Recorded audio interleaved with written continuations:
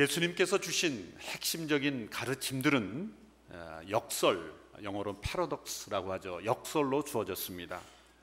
이 역설이란 무엇입니까? 서로 상반되는 것 같은 두 개의 주장이 서로 만나서 하나의 진리, 하나의 사실을 만들어내는 것을 가리켜 역설, 패러독스라고 말합니다.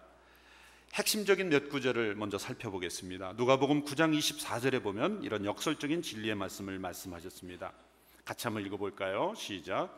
누구든지 자기 생명을 구하려는 사람은 잃을 것이요 누구든지 나를 위해 자기 생명을 잃는 사람은 구하게 될 것이다. 또 마가복음 10장 31절의 말씀입니다. 같이 읽어볼까요? 그러나 먼저 된 사람이 나중되고 나중된 사람이 먼저 되는 일이 많을 것이다. 이 구절은 교회 오래 다닌 분들이 제일 싫어하는 구절로 알려졌습니다.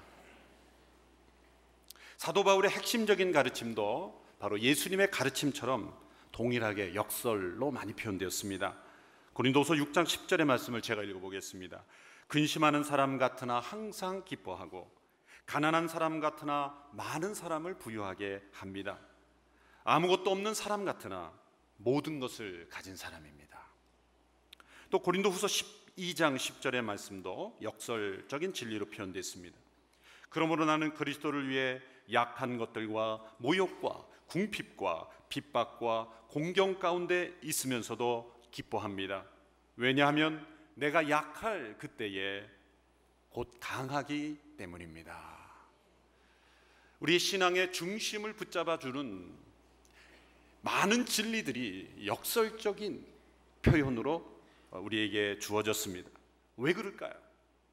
왜 이 신앙의 중요한 진리들이 역설이라는 형태로 주어졌습니까? 그 이유는 우리의 믿음의 중심에 있는 십자가의 사건 자체가 역설적인 사건이기 때문입니다. 성경의 모든 진리의 중심에는 십자가가 있습니다. 지진의 쓰나미의 근원지가 반드시 있듯이 우리에게 주어진 성경의 많은 진리에는 근원지가 있습니다. 바로 그 진리의 근원지는 바로 십자가입니다. 그런데 그 십자가는 역설입니다. 그래서 이 십자가의 역설, 이 십자가의 패러독스를 깨닫지 못한 사람은 성경 전체가 깨달아지지 않는 거죠. 아무리 말씀을 읽고 또 묵상해도 이해되지 않습니다.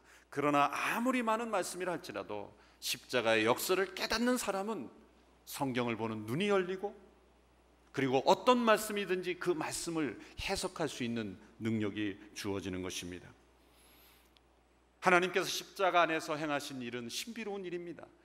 우리가 익숙해진 세상의 지혜로는 이해할 수 없는 역설입니다. 그러므로 우리는 이 세상과 다른 거꾸로 이 세상과 다른 방식으로 십자가를 바라보아야만 이해할 수 있는 것입니다. 세상 사람들이 보기에는 십자가가 어리석어 보이는 방법이었습니다. 바보 같은 방법이었습니다. 그러나 하나님은 어리석어 보이는 방법으로 하나님의 놀라운 구원을 이루셨던 것입니다.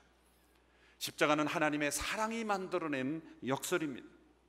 모든 만물을 창조하시고 모든 영광을 받으셔야 될 그분께서 이 세상에 가장 낮고 천한 곳에 오셔서 불의한 자들에 의하여 억울하게 십자가에 못 박혀 죽으신 사건, 하나님의 아들이 사람이 되신 것, 그것은 사람의 아들로 하여금 하나님의 자녀들이 되게 하신 놀라운 십자가의 역설이 우리의 신앙의 중심에 있기 때문에 이 모든 진리들이 역설적으로 나타나는 것입니다. 오늘 본문에도 바로 이 십자가로 인해 주어진 역설적인 진리가 잘 나타나고 있습니다. 마가복음 10장 43절 44절의 말씀을 같이 읽겠습니다. 시작. 그러나 너희는 그렇게 해선 안 된다. 오히려 누구든지 너희 중에서 큰 사람이 되고 싶은 사람은 너희를 섬기는 자가 되어야 하고 누구든지 으뜸이 되려는 사람은 모든 사람의 종이 되어야 한다. 이 말씀에 나타난 역설은 무엇입니까? 큰 자는 섬김을 받는 자가 아니라 섬기는 자라는 것입니다. 왜 그럴까요? 예수님께서 인간의 섬김을 받으셔야 되는 그분께서 섬김을 행하셨기 때문에 그 예수님의 삶이 역설적인 삶이기 때문에 그런 것입니다. 예수님은 굳이 섬기시지 않아도 섬김을 받으셔야 되는 분입니다. 굳이 종이 되지 않으셔도 그분은 높임을 받으시기에 합당한 분이십니다. 그러나 예수님께서는 스스로 낮아지셔서 우리를 섬기시고 죽기까지 우리를 섬기셨기에 우리도 예수님처럼 그렇게 살아야 한다는 것입니다. 우리가 하나님을 섬긴다고 할 때 조심해야 될 것이 있습니다. 성경은 분명히 우리가 하나님을 섬기라고 명령하고 있습니다. 그러나 올바른 방법으로 하나님을 섬기지 않으면, 올바른 태도로 하나님을 섬기지 않으면 오히려 하나님을 무시하는 것이 됩니다. 많은 경우 우리가 하나님을 섬긴다고 할 때 때로 우리는 이런 착각에 빠질 때가 있습니다. 내가 하나님을 도와드린다고 생각할 때가 있습니다. 하나님이 나를 필요로 하신다고 생각할 때가 있습니다. 절대 그렇지 않습니다. 하나님은 우리를 필요로 하시는 분이 아닙니다. 우리의 도움이 필요한 분이 아닙니다. 하나님은 스스로 존재하시는 분이요, 하나님 모든 것을 스스로 행하실 수 있는 분입니다. 하나님은 인간의 섬김이 필요해서 무엇인가를 요구하시는 분이 아닙니다. 사도행전 17장 25절의 말씀을 보십시오. 같이 읽겠습니다. 하나님께서는 뭔가 부족해서 인간의 손으로 섬김을 받으실 분이 아닙니다. 하나님께서는 봐도 모든 사람에게 생명과 호흡과 다른 모든 것을 주시는 분이기 때문입니다. 소위 다른 모든 신들은 다 인간에게 무엇을 준다고 약속하지만 사실은 인간을 의존하는, 인간이 만들어내는 신이죠. 오직 우리가 믿는 하나님만이 모든 것을 주시는 분입니다. 우리가 하나님께 많은 것을 드린다고 할지라도 결코 우리가 하나님을 도와드리는 것이 아닙니다. 하나님은 여전히 우리에게 주시는 자이십니다. 하나님이 찾으시는 사람은 하나님을 섬긴다고 하면서 하나님을 도와드리는 척 하는 사람을 찾으시는 것이 아니라 하나님께서 그들을 통해서 하나님께서 도구로 사용하실 사람을 찾고 계신 것입니다. 우리가 하나님을 도와드리는 것이 아니라 하나님이 우리를 통해서 일하시는 것입니다. 그러면 우리가 믿는 하나님은 우리의 섬김을 필요로 하는 분이 아니라 오히려 우리를 섬기시는 분이십니다. 우리를 섬기시고 우리를 통하여 이 세상을 구원하시고 이 세상을 섬기시는 그런 겸손한 하나님이신 것입니다. 예수님께서도 마찬가지십니다. 예수님도 섬김을 받으시러 오신 분이 아니라 섬기시러 오셨다, 이런 위대한 선언을 하셨습니다. 마가복음 10장 45절의 말씀 같이 읽겠습니다. 시작. 인자 역시 섬김을 받으러 온 것이 아니라 섬기러 왔고 많은 사람을 구원하기 위해 치를 몸값으로 자기 생명을 내어주려고 온 것이다. 이 말씀은 예수님의 인생의 모토요, 좌우명이요, 비전이었습니다. 마가복음 전체 핵심 구절입니다. 아니, 복음서 전체의 핵심 구절입니다. 섬김의 클라이막스는 무엇입니까? 예수님께서 자신의 생명을 몸값으로 내어주셨다는 겁니다. 이 구절에서 내어주셨다라는 이 단어가 아주 중요한 단어입니다. 내어주셨다는 것은 예수님의 이 자발적인 선택, 예수님의 의도, 예수님께서 스스로 자발적으로 행하셨다는 것을 강조하는 단어이기 때문입니다. 복음서에 보면 예수님의 죽음과 전후에서 자주 등장하는 단어가 넘겨졌다는 단어입니다. 실제로 예수님은 가론 유다에 의해서 유대 지도자들에게 넘겨졌습니다. 유도 지도자들에 의하여 빌라도에게 넘겨졌습니다. 또 빌라도에 의해서 로마 군병들에게 넘겨졌습니다. 그리고 십자가에 못 박혀 죽으셨습니다. 겉으로 보면 예수님은 힘없이 사람들에게, 이 사람에게 저 사람에게 사람마다 넘겨짐을 당함으로 죽임을 당한 것으로 보입니다. 그러나 예수님은 이렇게 말씀하셨습니다. 겉으로 볼 때는 넘겨짐을 당해서 돌아가신 것 같지만 예수님은 이미 요한복음 10장에서 이런 말씀하셨습니다. 내가 내 생명을 스스로 내놓았다. 10장 17절 18절의 말씀 같이 읽습니다. 시작. 내 아버지가 나를 사랑하시는 까닭은 내가 생명을 다시 얻기 위해 생명을 내놓았기 때문이다. 누가 내게서 생명을 빼앗는 것이 아니라 내가 스스로 내놓는 것이다. 나는 그것을 내놓을 권세도 있고 또다시 얻을 권세도 있다. 이 계명은 내가 내 아버지께로부터 받은 것이다. 예수님은 힘이 없어서 넘겨진 것이 아닙니다. 그들이 예수님을 계속해서 넘길 수 있었던 까닭은 예수님께서 스스로 자신의 생명을 내어주셨기 때문입니다. 예수님이 내어주셨지 않았더라면 그들이 어떤 세상의 권세와 권력으로도 예수님을 넘길 수가 없었던 것입니다. 인간적인 차원에 보면 예수님께서 유다에 의하여 배신당하시고 제사장들과 빌라도에 의하여 거짓 재판을 받으시고 십자가에 보내졌지만 하나님의 차원에서 보면 우리 성부 하나님께서 그 아들 독생자 예수 그리스도를 우리에게 내어주시지 않았더라면, 그리고 그 예수 그리스도께서 자신의 생명을 우리에게 아낌없이 내어주시지 않았더라면 그 십자가의 사건은 일어날 수 없었던 것입니다. 누가 예수님을 죽음에 넘겼습니까? 돈에 대한 탐욕 때문에 가룟 유다가 넘기운 것이 아닙니다. 두려움 때문에 빌라도가 넘겨준 것도 아닙니다. 시기심 때문에 유대 지도자들이 넘겨준 것도 아닙니다. 하나님께서 우리를 사랑하셔서 예수님을 내어주신 것입니다. 그리고 그분께서 자신의 생명을 우리의 대속제물로, 우리의 죄의 몸값으로 우리를 내어주신 것입니다. 십자가는 따라서 하나님의 사랑과 예수 그리스도의 은혜가 만들어낸 역설인 것입니다. 물은 위에서 아래로 흐릅니다. 사랑도 위에서 아래로 흐릅니다. 하나님의 사랑이 우리에게 흘러내리되 저 낮고 낮은 십자가까지 그 사랑이 흐른 것입니다. 십자가의 강도들에게까지 하나님의 사랑이 흘러내린 것입니다. 그것이 바로 십자가의 역설인 것입니다. 예수님께서 제자들과 함께 이제 예루살렘으로 향해 가십니다. 예수님께서는 앞에 있는 십자가를 내다보시며 걸어가셨습니다. 오늘 본문 10장 32절의 말씀을 같이 읽습니다. 시작. 그들이 예루살렘으로 올라가는 길이었습니다. 예수께서 앞장서서 그리로 향하시자 제자들은 놀랐고 뒤따라가던 사람들도 두려워했습니다. 예수께서는 다시 12제자를 따로 불러 놓으시고 앞으로 자신에게 일어날 일을 말씀해 주셨습니다. 자, 이 구절에서 중요한 단어는 앞장섰다라는 단어입니다. 예수님께서 예루살렘으로 향하여 가실 때 앞장섰다는 것입니다. 물론 예수님이 다른 곳을 이동하실 때도 늘 앞장서셨을 것입니다. 그러나 어느 때와는 다른 모습을 보였다는 것을 제자들이 느끼고 있습니다. 그래서 제자들이 두려울 정도로, 제자들이 놀랄 정도로 예수님은 그 십자가가 기다리고 있는 예루살렘으로 향하여 걸어가실 때 예수님의 발걸음은 흔들림이 없었습니다. 예수님의 발걸음은 단호했습니다. 예루살렘은 환영의 장소가 아니라 고난과 죽음의 장소였습니다.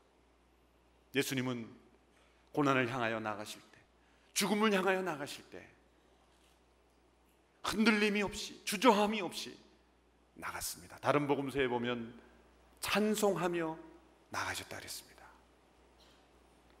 예수님은 감람산에서 기도를 마치시고 찬송하셨다 그랬어요.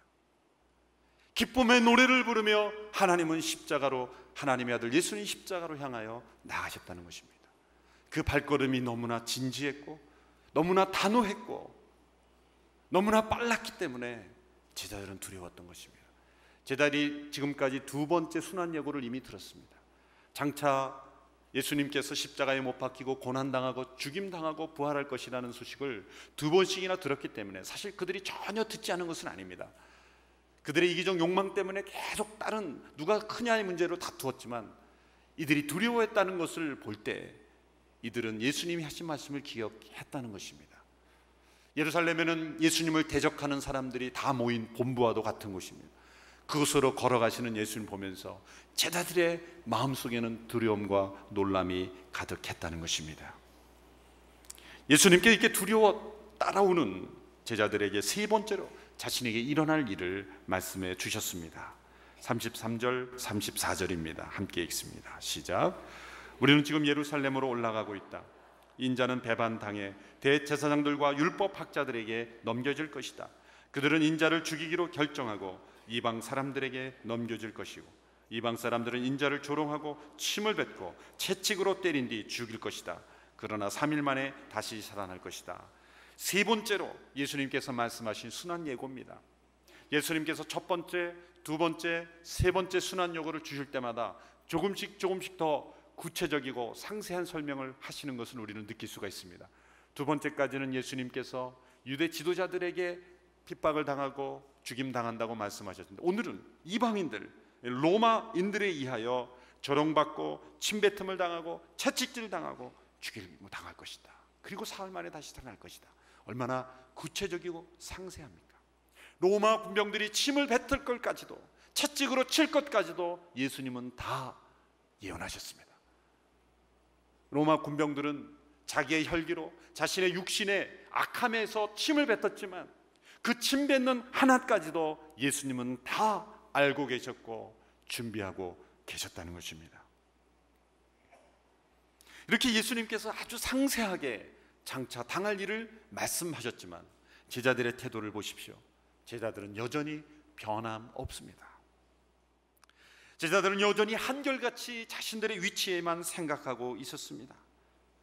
3번씩이나 반복해서 예수님의 고난과 죽음, 부활에 대해서 말씀하셨지만 그들은 달라지지 않았습니다. 오히려 제자들도 더 노골적이 됐어요. 2번째 순환 예고 때는 누가 더 큰가를 가지고 다투었다고 했지만 3번째는 야고보와 요한이 구체적으로 찾아와서 주님의 나라 임할 때에 저는 왼편에 저는 오른편에 앉게 해주십시오. 아주 노골적인 요구를 해오는 것을 볼 수가 있습니다. 예수님께서 확고하게 고난의 자리로 나아가실 때 제자들도 확고하게 영광을 추구하는 자리로 갔다는 거죠. 이 제자들의 모습을 보면서 어떻게 이런 제자들의 영적인 무지함이 벗겨지지 않을까? 우리의 마음이 안타깝지 않습니까? 사실 이것은 제자들만의 문제가 아닙니다. 바로 우리의 문제입니다. 저와 여러분의 영적 무지함입니다. 여러분, 이 세상에는 2개의 중력이 있다 그럽니다. 지구의 중심에서 끌어당기는 중력, 어느 누구도 이 중력을 벗어날 수 없습니다. 우리가 자유롭게 이렇게 살아갈 수 있는 것은 지구 중심에서 끌어당겨주는 이 중력이 있기 때문이에요. 지구는 둥글지 않습니까? 모두가 이 중력이 없으면 우리 살아갈 수 없습니다. 하나님이 우리를 붙잡아 주시는 거예요. 또 하나의 중력이 있습니다. 그것은 우리의 마음 속에서 끌어당기는 이기심이라는 중력이에요. 이것 또한 벗어나기 힘든 중력입니다. 성령의 능력이 아니고는 벗어나기 어려운 중력입니다. 아무리 우리가 섬기는 삶을 산다고 하지만, 때로 희생을 한다고 하지만은 그 섬김과 희생 속에도 이기심이 숨어 있는 저희들이기 때문에요. 봉사와 충성 속에도 이기심이 숨어 있어요. 이 이기심이라는 중력에서 우리가 벗어난다는 것은 성령의 능력이 아니고는 할 수 없는 거예요. 중력을 벗어나서 하늘을 날아가는 비행기를 보시면 얼마나 신기합니까? 가능한 길이 있습니다. 다른 법칙을 적용하는 거예요. 중력의 법칙을 벗어날 수 있는 다른 공기역학의 법칙인가요? 뭐 어떤 다른 법칙을 적용해야 되는 거예요. 비행기가 하늘에, 그 무거운 비행기가 하늘에 떠 있을 수 있는 이 중력에 의해서 떨어지지 않기 위해서는 다른 법칙을 적용해서 어떻게 연료를 소비하든지 어떤 방법을 통해서 그 비행기가 하늘을 나름으로써 이 중력의 법칙을 벗어났지 않습니까? 우리도 이기심의 중력에서 벗어나려면 다른 영적 법칙을 적용해야 하는 것입니다. 세상의 법칙을 따라 살면 우리는 이기심의 중력에 휩쓸려 버리고 마는 거예요. 제자들처럼 예수님은 하늘의 법칙을 따라 하늘을 나는 비행기처럼 그리스도는 자기를 내어놓는 삶을 사셨던 것입니다. 만약 우리가 이 세상 가운데 살아갈 때에 예수님처럼 이 세상의 법칙이 하는 다른 영적 법칙을 적용하지 못한다면 우리도 역시 동일하게 고난의 길을 가는 예수님 옆에서 끊임없이 자기의 생각만을 했던 제자들과 다를 바가 없게 되는 것입니다. 이 시간 우리 모두가 성령께서 우리의 영적인 무지함을 벗겨달라고 우리는 기도해야 할 것입니다. 주님, 내가 이기심이라는 중력에 사로잡힌 인생이 아니라 십자가의 길을 걸어가셨던 다른 법칙을 적용하며 살아가는 인생이 되게 하옵소서. 이것이 우리의 기도 제목이 되어야 합니다. 자, 이 제자들의 벗겨지지 않는 이기적인 요구에 예수님께서 어떻게 조치했는지를 한번 보십시오. 35절부터 40절까지를 제가 쭉 읽겠습니다. 그러자 세베대의 2 아들 야고보와 요한이 예수께 다가와 말했습니다. 선생님, 저희의 소원을 들어주시기 원합니다. 예수께서 물으셨습니다. 내가 너희에게 무엇을 해주었으면 좋겠느냐? 그들이 대답했습니다. 주께서 영광의 자리에 앉으실 때 저희 중 하나는 오른편에 하나는 왼편에 앉게 해주십시오. 예수께서 그들에게 말씀하셨습니다. 너희가 지금 무엇을 구하고 있는지 알고 있느냐? 내가 마시는 잔을 너희가 마시며 내가 받는 세례를 너희가 받을 수 있느냐? 그들이 대답했습니다. 할 수 있습니다. 예수께서 그들에게 말씀하셨습니다. 너희도 정말 내가 마시는 잔을 마시고 내가 받는 세례를 받을 것이다. 그렇지만 내 오른편이나 왼편에 앉는 것은 내가 정해주는 것이 아니다. 그 자리는 미리 정해놓은 사람들에게 돌아갈 것이다. 예수님께서는 이 야고보와 요한의 질문이 어리석은 질문임에도 불구하고 꾸짖지 않으셨습니다. 교만하기 짝이 없는, 그 속이 훤히 들여다보이는 그런 요청임에도 불구하고 예수님은 야단치지 않으셨습니다. 오히려 그 제자들 긍휼히 여기시고 인내하시면서, 정말 이 모습을 보면 예수님의 인내심이 얼마나 깊고 깊은지, 고린도서 13장에 보면 사랑은 오래 참는다 그랬지 않습니까? 또 사랑은 모든 것을 견딘다 그랬지 않습니까? 이 제자들의 끊임없는 어리석음에도 불구하고 예수님은 오래 참으시고 인내하시면서 그들을 품으시고 교훈하시는 것을 볼 수가 있습니다. 자, 이렇게 높아지려고 하는 제자들에게 예수님은 아주 놀라운 교훈을 주셨어요. 예수님은 으뜸이 되고자 하는 열망 자체를 부정하지 않으셨다는 거예요. 그것을 책망하지 않으셨다는 것입니다. 권위 자체가 악한 것이 아니기 때문입니다. 영향력을 미칠 수 있는 그런 위치와 권위 자체는 선한 것입니다. 그러나 그 위치에 올라가려는 것 자체를 우상화할 때 문제가 되는 것입니다. 그 자리에 올라가면 축복을 받은 것이고 올라가지 못하면 저주를 받은 것이라고 생각하는 사고가 문제인 것이지, 하나님이 세우신 권위, 위치는 중요한 것이다. 예수님은 제자들에게 이런 질문을 던졌습니다. 너희가 내가 받는 잔과 내가 받는 세례를 받을 수 있느냐? 제자들은 물론 그 잔과 그 세례를 엉뚱하게 해석했죠. 예수님의 잔을 영광스러운 축배의 잔으로 생각했을 것입니다. 예수님이 받는 세례를 이제 놀라운 위치에 오르기 전에 행하는 정결 예식으로 생각했을 것입니다. 그러나 그 잔은 하나님의 진노의 심판의 잔이었습니다.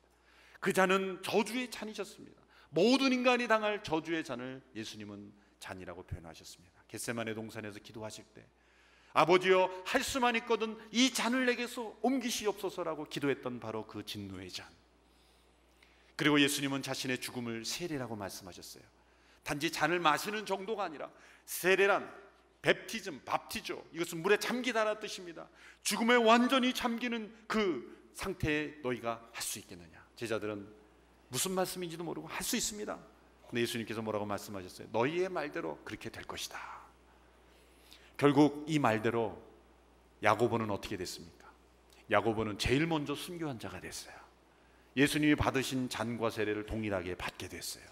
헤롯 아그리파 1세 때 그는 제일 먼저 순교했습니다. 요한도 가장 오래 살았지만 그도 역시 순교했습니다. 예수님은 그들에게 으뜸이 되려면, 너희가 원하는 대로 되려면 어떻게 돼야 되는지를 이렇게 설명해 주셨습니다. 으뜸이 되려면 모든 사람의 종이 되어야 한다. 모든 사람의 종이 되어야 한다. 이 말씀은 이미 몇 주 전에 9장의 말씀에서 10장의 말씀에서 두 번째 순환 예고 이후에 예수님께서 교훈하신 바와 동일한 교훈입니다. 모든 사람의 종이 된 사람은 어떤 사람입니까? 첫째로 다른 사람을 지배하는 사람이 아니라 청지기 의식을 가진 사람이에요. 특별히 어떤 청지기냐면 권위에 대한 청지기 의식을 가진 사람입니다. 지도자란 우리가 어떤 위치에 있든지 내가 받은 이 권위는 나의 권위가 아니라 하나님의 권위라는 것을 인정하는 사람입니다. 부모의 권위도 하나님의 권위입니다. 모든 권위는 하나님의 권위입니다. 우리가 어느 위치에 있든지 간에 내가 지금 가지고 있는 위치, 권위는 하나님의 권위다. 이 권위에 대한 청지기 의식이 있는 사람만이 진정한 지도자가 될 수 있는 것입니다. 하나님의 권위를 나의 권위로 생각할 때 그 권위는 권력이 되는 것입니다. 권위가 타락할 때 그 권위는 권력이 됩니다. 권력이 강해지면 권위는 없어지는 것입니다. 모든 사람의 종이 된 사람은 권력으로 일하는 사람이 아니라 권위로 일하는 사람인 것입니다. 예수님은 이 세상의 주관자들처럼 위에서 아래로 지배하고 군림하는 자가 아니라 예수님은 사람들 속에 들어가 그들을 섬기시는 영적 권위자로 다스렸던 분이십니다. 두 번째로 모든 사람을 섬기는 종이 된 사람은 자신에게 주어진 힘으로 자신을 강하게 하는 것이 아니라 다른 사람을 힘있게 하는 사람입니다. 여러분, 두 가지 종류의 사람이 있죠. 만나면 힘이 빠지는 사람이 있고 힘이 나는 사람이 있습니다. 어떤 사람이 되겠습니까? 다른 사람이 힘을 빼놓는 사람이 되겠습니까? 아니면 다른 사람을 힘있게 세워주는 사람이 되겠습니까? 예수님은 만나는 사람마다 힘을 북돋아주는 사람이었습니다. 왜냐하면 예수님은 권위의 청지기로 사셨기 때문입니다. 자신의 뜻이 아니라 아버지의 뜻을 행하는 사람으로 사셨기 때문입니다. 오늘 한국교회의 문제는 이 말씀에 순종하지 않았기 때문에 일어난 문제입니다. 한국교회의 문제는 교계를 무너지고 있는 것은 파워게임입니다. 누가 더 힘 있는 사람인가? 누가 더 많은 권력을 가지고 있는 사람입니다. 그런 질문 때문에 한국교회가 무너지고 있어요. 대표 단체마다 무너지고 있어요. 그것을 권력의 자리로 생각하기 때문입니다. 권위를 자신의 권위라고 생각하는 착각 때문입니다. 모든 권위는 하나님의 권위인 것을 믿으시기를 바랍니다. 그리고 그렇게 여겨야 합니다. 우리가 교회 안에서도 내가 어떤 위치에 있든지 나에게 주어진 위치는 권력이 아니라 권위의 자리가 되어야 합니다. 그리고 그 권위는 하나님의 권위가 되어야 합니다. 담임 목사로서 섬길 때에 제가 권력자처럼 될 때 그것은 무너지는 길입니다. 우리 성도님들이 그럼 끌어내리셔야 됩니다. 제가 하나님의 권위를 하나님의 권위로 인정하는 자로 설 수 있도록 기도해 주시고 또 채찍질을 해 주시기를 바랍니다. 선교제에도 가보면 그 원주민들을 섬긴다라고 하는데 말은 섬기는데 때로는 군림하는 선교사님들이 있습니다. 그 지식이 없고 힘없고 온순한 사람들이기 때문에 어떻게 보면 어느 선교사님의 모습을 보면 섬기는 게 아니라 군림하는 거예요. 권력이 되어버리고 있어요.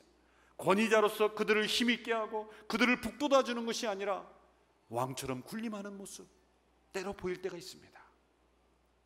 우리가 어떠한 사람들을 만나든지 내가 만나는 사람을 힘있게 하는 사람이 되기를 축원합니다. 세 번째로, 그러므로 모든 사람을 대할 때 어떻게 하면 모든 사람의 종된 사람으로 우리가 대할 수 있는가? 모든 사람을 대할 때 주님을 대하듯 대하면 되는 것입니다. 이 말씀을 골로새서에서 이미 주셨죠. 골로새서 3장 22절 23절의 말씀을 같이 읽겠습니다. 시작. 종들이여 육신의 주인에게 모든 일에 순종하십시오.